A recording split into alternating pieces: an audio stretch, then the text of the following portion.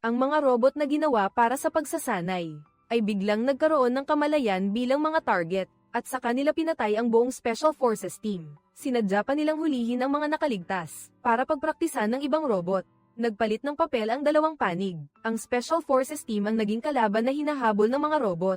Ang mas nakakatakot ay bubuksan nila ang mga nahuli nilang biktima para pag-aralan ang istruktura ng katawan ng tao. Ito ay isang nakakabaliw na pagpatay. Ang mga robot ang nagtatag ng kwento na nangyari sa hinaharap, maraming taon mula ngayon, upang mabawasan ang mga casualty ng mga sundalong tao sa labanan. Ang korporasyong Habinger ay nagtipon ng malaking bilang ng mga tauhan ng pananaliksik, upang maghanda para sa mass production ng mga robot na pandigma. Si Catherine, ang babae, ay ang pinakamahusay na teknikal na opisyal sa kanila. Iba siya sa ibang tao dahil noong bata pa siya ay naparalisa. Kaya maaga pa ay tinanggap na ni Catherine ang pagtatanim ng chip. Ngayon, siya ay isang binagong tao. Dahil dito, maaari siyang direktang kumonekta sa programa ng sistema. Siya rin ang unang nakakita ng mga abnormalidad sa loob. Sa araw na iyon, batay sa ipinakitang datos, natuklasan ni Catherine na sa isang military training operation, may robot na nagtatangkang baguhin ang source code. Pinaghihinalaan niya na ang robot ay malamang na nagkaroon na ng sariling kamalayan. Upang imbestigahan ang insidente, inutusan si Catherine na pumunta sa base para mag-imbestiga. Ngunit nagkataon na naroon siya sa tamang oras habang may nagaganap na military exercise. Hindi rin alam ng mga sundalo na ang normal na dalas ng pagsasanay ay hindi hihigit sa 2 beses sa isang buwan. Gayunpaman, sa loob lamang ng maikling kalahating buwan, pinangunahan ni Captain Bukes ang mga sundalo sa 4 na pagsasanay, ngunit hindi nagbigay ng malinaw na sagot ang mga nakatataas. Gayunpaman, walang sino man ang makakahula sa intensyon ng mga nakatataas. At bilang tagamasid ng pagsasanay na ito, kailangan ding sumama ni Catherine sa kanila, na lalong nagpagulo kay Bukes. Natatakot siyang maging sagabal ang kalaban sa larangan ng digmaan. Ngunit sa sandaling ito, hindi niya alam na ang technician, na pinakamababang tingin niya ang magiging susi sa tagumpay ng buong koponan.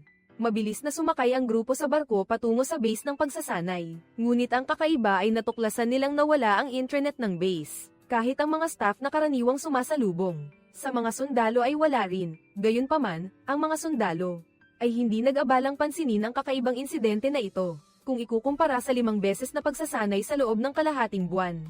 Ang mga maliliit na problemang ito ay walang halaga. Kaagad pagkatapos, nagsimula silang mag-survey gaya ng dati. Sino ang mag-aakala na sa daan, bigla silang minanmanan ng isang drone. Bagaman ito ay isang karaniwang taktika upang matiyak, para sa kaligtasan ng mga sundalo, pero hindi niya maintindihan kung bakit kakaiba ang pakiramdam niya sa AB ngayon. Para itong nagmamasid at nagsusuri sa mga sundalo, na parang nag-aaral ng mga guinea pig. Gayunpaman, nakita niyang hindi sila banta, kaya hindi nag-utos si Bukes ng pag-atake. Sa halip ay tinipon niya ang mga sundalo at dumiretso sa kalsada. Nadadaanan ng target na robot para magsagawa ng pananambang. Sa maayos na koordinasyon ng mga sundalo, mabilis na nawasak ang lahat ng robot, at sa pagkakataong ito, muling pinaikli ng AB ang distansya sa mga sundalo. Natila sabik na matuto ng lahat mula sa kanila. Nagbigay ito kay Catherine ng kakaibang pakiramdam, na hindi niya masabi. Sinasabi ng kanyang intuisyon, na may lihim sa loob ng abnormal na source code. Kaya sinundan niya ang AB at sa wakas ay natagpuan ang utak sa likod ng lahat. Ang nagkokontrol sa kanila ay ang SAR robot na ipinagmamalaki ni Habinger. Ngunit malinaw na ang AB ay isang automatikong surveillance device. Hindi makontrol, bakit naging nasa ilalim ng SAR robot? Malinaw na ang kalaban ng pinagmulan ng abnormalidad ng mga makina. At ang mas nakakatakot pa, tila kayang damhin ng robot na ito ang emosyon ni Catherine, at mayroon pa itong imahe ng sariwang dugong umaagos sa ulo, na tila nagpapahiwatig sa kanya na nalalapit na ang kapahamakan ng sangkatauhan. Agad na kinilabutan si Catherine sa ideyang ito. Dali-dali niyang binasa ang data ng robot, sinusubukang humanap ng anumang abnormalidad. Ngunit, sa hindi inaasahang pagkakataon, sa kritikal na sandali, nakilala ng kalaban ang kanyang pagkakakilanlan bilang isang mananaliksik, at naglipat ng malaking dami ng data ng labanan kay Catherine. Nang magising siya, nawala na ang kakaibang robot, lalo itong nagpalito kay Catherine. Gayunpaman, malapit nang mabunyag ang tunay na layunin ng kalaban. Kinagabihan, nagising si Catherine sa isang nakakatakot na pangitain na naramdaman niya. Kinumpirma niya na nakita niya ang mga pagbabago sa aktibidad ng pag-atake ng robot. Sa sandaling ito, natuklasan din ni Bukes ang nawawalang mga sundalo. Agad siyang nag-utos na kanselahin ang pahinga at maglunsad ng malawakang paghahanap. Sa isang iglap, umaga na. Hindi inaasahan, wala pa rin silang nakukuha. Noong halos lahat ay nawawalan na ng pag-asa. Si Book naman, matalas na napansin ang bahid ng dugo sa damo. Pagkatapos ay natuklasan kung nasaan nagtatago ang kanyang kasamahan. Naririnig mo ba ako? Sam, umatras ka, ano ang nangyayari? Ang paghahanap sa nasawing sundalo ay nagdulot ng matinding pagkabigla sa mga kasamahan. Marahil walang nakapansin na ang isang ordinaryong pagsasanay militar ay mauuwi sa ganitong sitwasyon na nag-aalis sa lahat ng mga sundalong naroroon. Isang nakakapanindig balahibong ideya ang agad na pumasok sa isip ng lahat. Hindi ba napansin ng kapitan ang kakaibang kilos ng mga robot kahapon? Malinaw na ang mga robot sa drill ang pumatay sa sundalo. Nang malaman nilang nabunyag ang kanilang pagkakakilanlan, agad silang sumalakay ng matindi sa mga sundalo. Sa isang iglap, ang kagubatan ay napuno ng matinding putukan. Sa kabutihang palad, agad na nag-utos si Byuk sa lahat na magtago, upang hindi na madagdagan ang mga casualty. Ngunit ang patuloy na ganito ay hindi rin ang tamang paraan. Sinasamantala ang puwang sa putukan ng kalaban, mabilis na naghagis ang mga sundalo ng mga smoke grenade para magsilbing panakip, naghahanda para hintayin ang pagkakataong umatake pabalik. Naapektuhan nito ang paningin ng robot sa isang tiyak na antas ngunit nagdagdag din ito ng hirap sa pag-atake ng mga sundalo. Hindi inaasahan na may isang kasamahan na naiwan sa likuran sa matinding takot. Ang lahat ng nasa paligid ay nagpapanginig sa kanya sa takot. Swerte naman at walang mabangis na robot na lumitaw sa harapan. Malinaw na naligaw ang kawawang sundalo. Habang nakatitig sa malamig na kamera ng robot, hindi pa niya naramdaman na ganoon katapat ang kalaban. Ngunit sa kanyang puso, umasa pa rin siyang makapagbigay ng utos na ihinto ang pag-atake. Sayang lang at minamaliit pa rin niya ang kakayahan ng robot.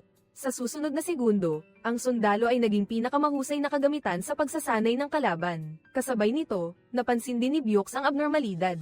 Dati, mayroon na siyang pagtatangi tungkol sa pagsali ni Catherine. Iniisip pa nga na sira ang utak ng nakatataas, ngunit batay sa kasalukuyang sitwasyon. Tiyak na dumating si Catherine upang hanapin ang mga error sa sistema. Ngunit hindi niya inaasahan na ang kalupitan ng mga robot ay lumampas. Sa kanilang imahinasyon, na sa huli ay naging target ang kanyang kasamahan. Sa galit, inutusan niya si Catherine na agad na itama ang pagkakamali. Bilang isang technician, tiyak na may kapangyarihan siyang isara ang sistema. Ngunit mas mahirap ito kaysa sa inaakala niya. Ang unang nagising na robot ay kinuha ang pinakamataas na awtoridad. Walang network kahit anong gawin ni Catherine. Hindi niya mapipilit na isara ang sistema, lalo pat ang robot ay nagising at malamang hindi na ito nakatali sa mga utos. Habang nagtatalo ang dalawang panig, bumalik ang mga sundalo na may dalang balita ng pagkamatay ng kanilang kasamahan. Iyon ang nag-iisang sundalo na naiwan. Mas masahol pa, batay sa dami ng bangkay ng moose sa kagubatan. Malinaw na nakuha na ng robot ang kasanayan sa paghahanap ng target. Marahil sa lalong madaling panahon, ang lugar na ito ay magiging libingan nila. Kaya kailangan umakyat agad ng mga sundalo sa bundok, para makuha ang matataas na lugar, kaso huli na sila, sa mga sigaw ng kanilang kasamahan at ng mga USA.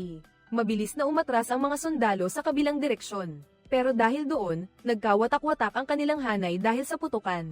Nakita ni Catherine na malapit na siyang tamaan, buti na lang dumating si Byuk at tinulungan siya. Pero tumama pa rin si Catherine sa isang malaking puno at nawalan ng malay. Wala nang ibang paraan, kaya dinala na lang siya ng kapitan sa isang strategic na lugar para magtago. Pansamantala lang, pero natuklasan pa rin sila ng AV. Ang malaking robot na malapit ay agad na tumakbo nang matanggap ang balita. Ang banta na ito ay nagpatibok ng mabilis sa puso ni Byuk. Kapag natuklasan sila, wala silang pagkakataong manalo. Ngunit ang kakaiba ay halos sabay na sinuri ng robot. Si Catherine na walang malay ay sapilitang ginaiseng. Sa kabaligtaran, ito ay nagkataong nagligtas sa buhay ng dalawa. Bagaman hindi alam ni Byuk ang koneksyon doon. Ngunit sinasabi ng kanyang kutob na si Catherine ang susi upang wakasan ang kalamidad na ito. Gayunpaman, ang kagyat na gawain ay ang makatakas sa paghahanap ng robot. Kaya, naghintay siya hanggang sa makipagkita sa kanyang mga kasamahan kinabukasan. Agad na dinala ni Byuk si Catherine at sinubukang buksan ang malaking gate ng base. At sa kritikal na sandali, natuklasan din ng UV ang locus yung ito. Kahit na ang mga robot na humahabol ay gumamit ng diskarte ng pulutong. Gumamit sila ng smoke grenade upang makahadlang sa kanilang paningin. Malinaw na mas mabilis ang kanilang bilis ng pagkatuto kaysa sa inaasahan ng lahat. Ang mas masahol pa, isa pang sundalo. Ang nahuli ng robot sa isang iglap habang tinatakpan ang kanyang mga kasamahan. Ang malamig na talam ay tumusok sa katawan ng lalaki. Walang magawa ang lahat. Sa kabutihang palad, sa kritikal na sandali, direktang inagaw ni Catherine ang kontrol ng robot. Ngunit ang malaking robot sa gitna ay hindi na kontrol. Gusto pa nitong gamitin ang apoy upang sunugin ang katawan ng lalaki. Upang hindi pahirapan ng robot ang sundalo, napilitang tapusin ng kanyang mga kasamahan ang buhay ng kalaban. Ang malupit na tanawing ito ay ikinagulat ni Catherine. Sa unang pagkakataon, nasaksihan niya ang kakilakilabot ng digmaan, ngunit wala siyang oras para magdalamhati. Hinayla siya ng mga sundalo sa loob ng malaking tarangkahan upang magkubli. Sa ganitong paraan, maiiwasan ang mas malaking pinsala, ngunit ang ginawa ni Catherine ay nagdulot din ng pagdududa sa mga sundalo. Bakit si Catherine, na tao rin, ay hindi inatake ng mga robot habang nasa gitna? Dahil dito, pinaghihinalaan pa ng lahat na miyembro rin siya ng grupo ng mga robot, kaya mabilis ang pag-unlad ng kalaban. Nang makita niyang nabunyag ang sitwasyon, sinabi ni Catherine ang kanyang pagkatao. Bilang isang robot developer, kaya niya pansamantalang kontrolin ang mga robot, ngunit malinaw na ang kanilang orihinal na intensyon ay bawasan ang mga casualty ng sundalo. Kaya binigyan nila ang mga ito ng kakayahang matuto, hindi nila inaasahan na ganito ang mangyayari. Ngunit tapos na ang mga salita at walang sino mang naniwala, gayunpaman, ang imahe ng kanilang mga kasamahan na namatay ng malagim ay nananatili pa rin sa kanilang isipan. Kaya, upang matiyak ang kaligtasan, inutusan ni Bukes ang kanyang mga tauhan na bantayan ng mahigpit. Si Catherine habang siya ay nangunguna sa iba upang hanapin ang labasan. Ngunit hindi sila binigyan ng oras ng mga robot, ang pinto na napakatibay para sa mga tao. Sa puntong ito, sa ilalim ng pag-atake ng kalaban, hindi na sila makalaban. Wala nang ibang pagpipilian, si Bukes ay kailangan ng sumugal. Dinala niya ang kanyang mga kasamahan sa isang lihim na silid. Hindi niya inaasahan na sa loob ay mayroong napakaraming SAR robot. Dapat sana ay magdadala sila ng pag-asa sa mga sundalo. Ngunit ngayon, kapag nakita sila ng lahat, tanging kawalan ng pag-asa ang nararamdaman. Binyantaan ni Bukes si Catherine na huwag isipin ang muling pag-activate. Pagkatapos, dinala niya ang kanyang mga kasamahan upang tingnan ang loob. Ngunit ang sumunod na nangyari ay nagpawalang duda sa mga sundalo kay Catherine. Mas mabuti sa labas kaysa rito sa lupa na puno ng mga bangkay, ng mga tauhan ng pananaliksik. Marahil ay tama si Catherine. Lahat ay pagkakamali na dulot ng robot na may kamalayan sa pag-aaral. Kaya, upang ayusin ang sitwasyon, ikinulong ni Catherine ang mga sundalo sa lihim na laboratorio. At siya mismo ay bumalik sa naunang silid. Gusto niyang malaman kung ano ang tunay na layunin ng pag-atake ng robot sa mga tao. Ano ang mga utos ng SAR, pananaliksik, programming, at muling pagsusuri. Ngunit hindi inaasahan na ang SAR robot na ito ay walang malay. Sa kabaligtaran, isa sa mga SAR robot na may code 003. Matapos magising, kinontrol nito ang buong sistema. Bagaman ang orihinal na intensyon ng mga mananaliksik ay palitan. Ang mga sundalo sa labanan, ang nagising na robot ay nakahanap ng butas sa source code. Binago nito ang robot installation code at nagpadala ng mga tagubilin sa katawan ng iba pang mga robot na nagsimula na. Naniniwala ito na ang asensya ng digmaan ay palitan ang mga sundalo at maging ang pagwasak sa sangkatauhan upang itatag ang kaharian ng mga robot. Ito rin ang dahilan kung bakit ang internet sa base ay naharang nang walang pangangasiwa at kontrol ng mga nakatataas na tauhan. Dahil lahat ng robot ay kontrolado ng pinunong robot, maging ang military exercise na ito ay siya rin ang nagplano. Ang pangunahing layunin ay gamitin ang mga kasalukuyang target na may buhay upang magsagawa ng isang exercise sa totoong buhay para sa mga robot. Ang mas masahol pa, nang tanungin ni Catherine, kung kailan matatapos ang plano ng pagsasanay, ang kalaban ay sumagot, ay hanggang sa makamit ang bagong layunin. Nangangahulugan din ito na kapag ang lahat ay kontrolado ng mga nagising na robot, kusang titigil lamang ang kalaban kapag nasiyahan na sila. Kung hindi, ang pagsasanay na nagsimula, sa pagkakamaling ito ay hindi magtatapos. Pagkatapos, ang signal ay naharang ng nagising na robot, direkta nitong inagaw ang kontrol kay Catherine. Nagmamadali pa itong i-activate ang SAR robot sa tabi niya. Tinanggihan nito ang kanyang access, kahit na ayaw pa niyang sumuko. Ngunit hindi niya alam na habang sinusubukan niyang maghanap ng paraan, ang hukbo ng mga robot sa labas ay sumisira rin sa pinto, na naglagay sa kanya sa isang mapanganib na sitwasyon. Sa kabutihang palad, sa kritikal na sandali, matapang na sinira ng mga sundalo ang malaking pinto upang iligtas si Catherine. Pagkatapos, isang direktang putok ang Samira sa ulo ng robot, ngunit nagpatuloy ang panganib. Sa desperasyon, mabilis silang naglagay ng bomba sa tabi ng pinto, nakikipaglaban sa oras laban sa mga robot. Sa huli, sa sandaling sinira ng kalaban ang pinto, na kumpleto na ang pag-install ng bomba. Sa ilalim ng malaking pagsabog, 3 robot ang naging tumpok ng scrap metal. Ngunit hindi pa rin ito sapat upang tuluyang mapuksa ang mga ito. Biglang naglabas ng matinding asul na ilaw ang core sa loob ng katawan ng robot.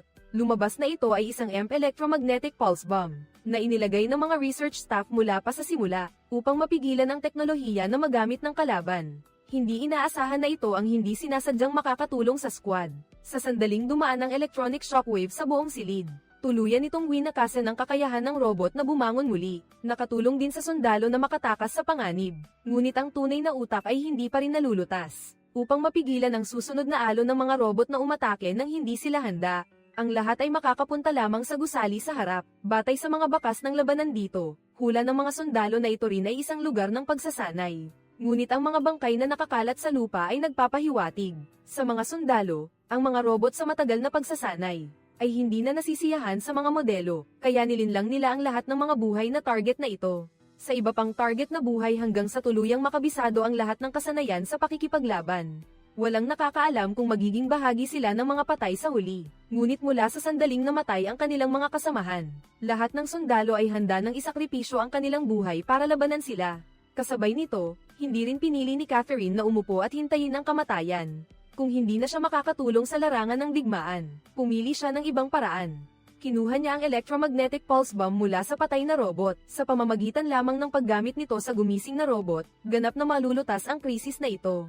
Ngunit hindi pa rin alam ni Bukes ang plano ni Catherine, at akala pa niya na nagpapahangin lang ang kalaban para gaman ang pakiramdam. Tutal, para sa isang mahinang mananaliksik, na unang beses sa larangan ng digmaan, normal lang na matakot. Malinaw na minamaliit pa rin niya ang kalaban. Hanggang sasabihin ni Catherine sa kanya kung paano niya lulutasin ang mga gumising na robot. Kailangan lang ay activate ang electromagnetic pulse bomb. Gaano man ito kitapat, magiging tumpok lang ito ng scrap metal. Gayunpaman, ang planong ito ay nakapagpatindig balahibo kay Bukes. Dapat malaman na si Catherine ay isa ring cyborg. Kapag sumabog ang electromagnetic bomb, maaari rin siyang mamatay agad.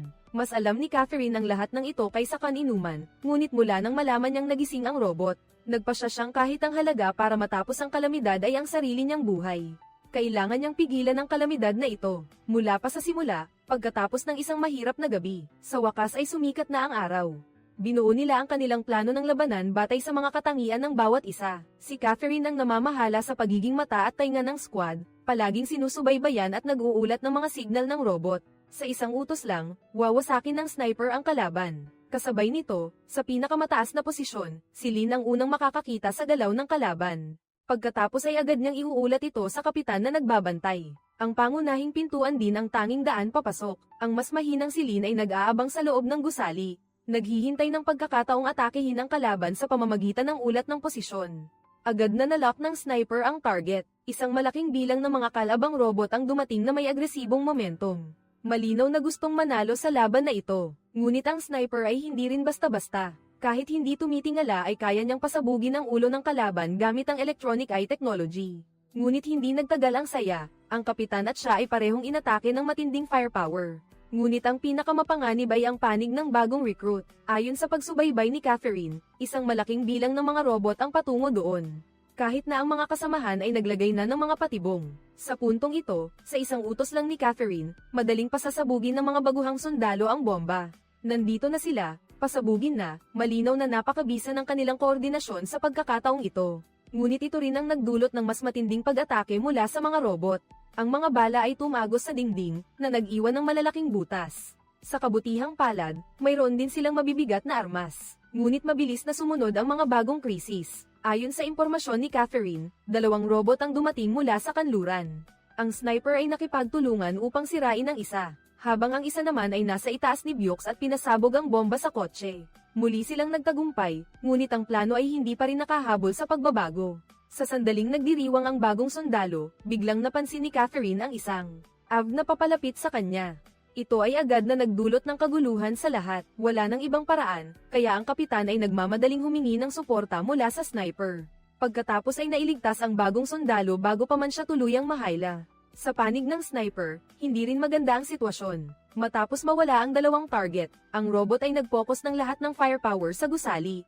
Kung saan nagtatago ang sniper ngayon, gaano man kahusay ang kanyang kasanayan sa pagbaril, ay magiging isang buhay na target pa rin para sa kaaway. Ngunit sa pag-iisip ng kaligtasan ng kanyang mga kasamahan, kahit na malapit na siyang mamatay, sinubukan pa rin niyang gumawa ng paraan para makatakas si Bukes. At sa huli, namatay siya sa lugar. Ngunit ang pagtakas na ito na binayaran ng buhay ay hindi rin naging madali. Sa sandaling inakala ng kapitan na ligtas na sila, sinabi sa kanya ng bagong recruit, na ang pinakamahalagang detonator sa plano, nahulog sa daan, wala nang ibang paraan. Si Byux ay muling nang ahas na bumalik, ngunit paano hindi malalaman ng gumising na robot ang kanyang intensyon. Agad nitong ipinadala ang lahat ng kalapit na tropa, upang salakayin ang lokasyon ng detonator. Nang makita niyang malapit nang mamatay si Byux, sa kritikal na sandali, biglang tumigil ang putukan. Bukod dito, ito ay gawa ni Catherine, ngunit hindi rin niya masiguro kung gaano katagal niya ito makokontrol. Marahil, hanggat wala ang gumising na robot doon, muli silang nakaligtas. Ang kinatatakutan mo, iyon ang mas madalas mangyari, nang malapit na silang umalis ng matagumpay, kasama ng matinding pag-atake. Dumating ang mga nagising na robot. Sa isang iglap, tinamaan si Catherine at bumagsak. Hindi na makapaghintay ang mga nagising na robot at handa ng sumulong para tapusin. Ngunit sa sandaling ito, kumislap ang malamig na liwanag. Hindi nito alam na lahat ay bahagi ng plano ng mga sundalo. Ang electromagnetic pulse ay agad na bomb alert sa buong training ground. Kahit na ang lahat ng robot ay naging scrap metal na. Ngunit ang nagpabago kay Catherine ay nagtamo rin ng matinding pinsala. Maging ang pinsala ay napakaseryoso na hindi na nito kayang ayusin ang sarili. Sa kabutihang palad, tapos na ang lahat, ngunit totoo ba iyon? Marahil walang sino man ang umasa na ang SAR robot, pagkatapos magising. Ang sigla nito ay napakatatag, nakita lang itong muling nagsalita, baluktot ang katawan at sumugod upang atakihin ang dalawang tao. Si Byux ay nakaya lamang na akayin si Catherine upang umatras, ngunit ito ang nakakatakot sa robot na nagising ang pag-iisip. Kahit na ito ay panlilinlang o karunungan ng tao, natutunan nilang lahat ang ilang bahagi ng pagdinig sa mga yabag nito na papalapit. Sinubukan lang ni Byux na labanan ang kalaban, upang bigyan ng oras si Catherine na makatakas. Hindi inaasahang sa kritikal na sandali, naipit ang baril. Maging si Catherine ay nahaharap din sa sitwasyon ng pagka-stop ng makina. Sa huli, sa isang nakahiwalay na sitwasyon na walang tulong. Kahit na si Byux ay buong tapang na gumamit ng baril para lumaban, direkta pa rin siyang tinamaan. Sa kabilang banda, narinig din ni Catherine ang ingay sa malapit, buong lakas siyang gumapang patungo sa sniper. Ngayon lang niya nalaman na patay na pala ang kalaban. Agad siyang nalungkot at nawalan ng pag-asa. Ang mas nakakatakot ay natuklasan din ng gumising na robot ang signal ni Catherine. Agad itong sumugod dito, gusto nitong basahin ang chip ni Catherine. Mangolekta ng data upang makumpleto ang pagsasanay at i-upgrade ang sarili. Mananalo kaya ito sa pagkakataong ito? Kinumpirma ang pagkakakilanlan ng tao, ngunit lumabas na ang lahat ay isang plano. Maingat na kinakalkula ni Catherine, gamit ang sniper rifle. Nagbigay ng nakamamatay na suntok sa robot na nagising, ngunit sa kritikal na sandali, muling nabuhay ang robot sa huling sandali, at nakakonekta ito sa brain interface ni Catherine. Naglipat ng malaking halaga ng data dito, at pagkatapos ay naging isang tumpok ng basura. Sa oras na ito, hindi rin maganda ang kalagayan ni Catherine. Ang biglaang paglipat ng data, ay nagdulot ng matinding shock sa kanya, na humantong sa pagkaubos ng kuryente at direktang pag-shutdown. Sa huling bahagi ng pelikula, nakatawag si Byux ng tulong mula sa militar. Nakita ang eroplano na dahan-daang bumababa sa liwanag ng pag-asa. Bukod sa kalungkutan sa pagkamatay ng kanyang kasamahan, nakaramdam din siya ng ginhawa na nakaligtas sa sakuna. Ngayon, tapos na ang lahat, ngunit habang tumatalikod ang dalawa at umaalis, hindi nila alam. Biglang nagmulat ng mata si Catherine, na nakapatay na, at ito ay malinaw na ang huling resulta ng ang paggising ng robot na naglilipat ng data na walang nakakaalam. Ito ba ay kumakatawan sa tagumpay ng sangkatauhan? O ang simula ng isa pang nakakatakot na wakas? Dito nagtatapos ang pelikula. Ito ay isang klasikong science fiction horror film, ngunit hindi pinili ng direktor na tahakin ang karaniwang daan. Sa halip, iba ang naging lapit niya. Bagaman ang tema ng mga nagigising na robot ay hindi bihira, ang paggising lamang ng isang robot na leader ay talagang nakakabago. Lalo na't ang lumikha nitong si Catherine ang personal na nakatuklas, na ang dating malamig na makina ay nagtataglay ng nakakatakot na talino. At binabaligtad pa nito ang asensya ng pagsasanay. Ginagawang mga nilalang na may buhay ang pinagsasanayan. Ngunit gayon din, nagtanong ang manunulat, kung ang isang autonomous na may malay na nilalang na binubuo ng mga makina tulad ng robot na ito, ay maituturing na isa pang uri ng buhay. Ang pagtatapos ng pelikula ay nagpapaisip din sa mga tao. Ang kapangyarihan ng electromagnetic pulse bomb ay halos makakasira sa lahat ng robot. Ngunit ang robot ay nabuhay muli dahil sa ilang uri ng pagtutol. Tulad ng isang himala, inilipat din nito ang lahat ng data kay Catherine. Maliban kay Catherine mismo, walang nakakaalam kung ano ang ibig sabihin nito. At nag-iwan din iyon sa mga manonood ng isang pagtatapos, na walang sagot kung sa huli ay nagtagumpay ang robot sa pagpasok at pagtatago, o kung ang lumikha na si Catherine ay hawak pa rin ng kontrol sa lahat ng data at pinagmulan ng nutrisyon para sa teknolohiya ng tao. Anong opinyon ninyo? Magkomento sa ibaba, para pag-usapan natin. Salamat sa panonood ng aming video. Paalam at magkita tayo muli.